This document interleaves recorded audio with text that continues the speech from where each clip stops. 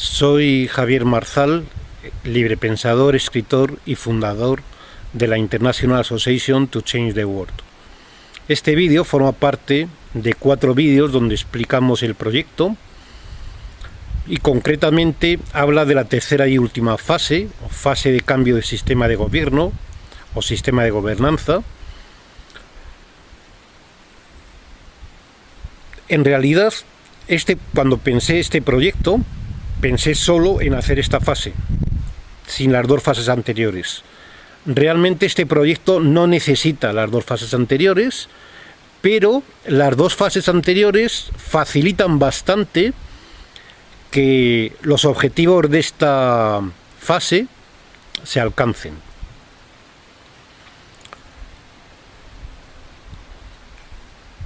Tenemos que tener en cuenta 2 cosas. Primero, que cada era, esta es la tercera era, la era actual, la era de la información, es la tercera era de la historia de la humanidad, de los 10.000 años de historia de la humanidad, y cada una de las 2 eras anteriores ha tenido un sistema de gobierno completamente diferente, donde los gobernantes eran diferentes y donde el poder social era diferente. Pues bien, lógicamente cabe pensar que si estamos en una nueva era, hace falta un nuevo sistema de gobierno, por un lado. Por otro lado,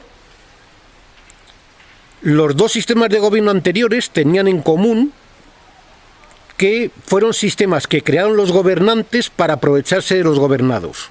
Esto lo expliqué en un vídeo que se llama La historia del poder, y que te invito a que lo veas. Precisamente las revoluciones que se están dando ahora, igual que las revoluciones que dieron lugar a la revolución industrial, son unas revoluciones que ponen en entredicho que exista un sistema hecho para que los gobernantes se aprovechen de los gobernados.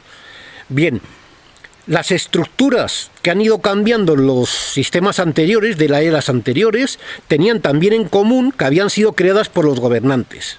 Pues bien, ahora disponemos de un sistema emergente que no ha sido creado por los gobernantes. Ha sido creado libremente por emprendedores con talento que han visto algo en el mundo, en la sociedad, en donde sea, que podían cambiarlo y podían hacer algo mejor. Esto es una novedad en la historia de la humanidad. Pero por otro lado, para que la gente sepa de qué estamos hablando, cabe decir que los organismos de Naciones Unidas colaboran, según se dice en la página web de Naciones Unidas. Hay 30.000 organizaciones no lucrativas que colaboran con ellos. Por tanto, hay organizaciones no lucrativas que tienen conocimientos suficientes y más que la propia Naciones Unidas, y por eso colaboran con ellos, de todas y cada una de las cosas que hace Naciones Unidas. Y por tanto, tienen los conocimientos suficientes y la organización suficiente para sustituir a los gobernantes y a los técnicos de Naciones Unidas. Pues bien, esta situación se da también en todos se da en general en los países más avanzados en mayor o menor medida, pero también se da, y de otra manera, en países que no son avanzados. Por ejemplo, Estados Unidos tiene más de 1 millón de organizaciones no lucrativas, pero la India, que es un país muy atrasado, es el país con más organizaciones no lucrativas del mundo. Concretamente tiene más de 1,5 millones de organizaciones no lucrativas.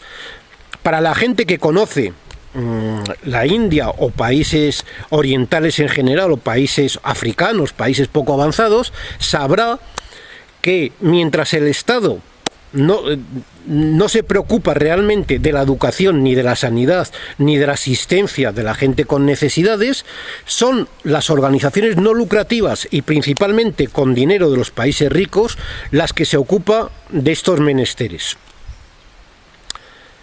Por tanto, tenemos una estructura, tenemos un sistema emergente con una estructura ya creada. Además, creada por personas con talento, no a diferencia de en general los gobernantes y el sector público. Creada libremente, además, cada uno en lo que le gusta, especializado, no como en el caso de los otros.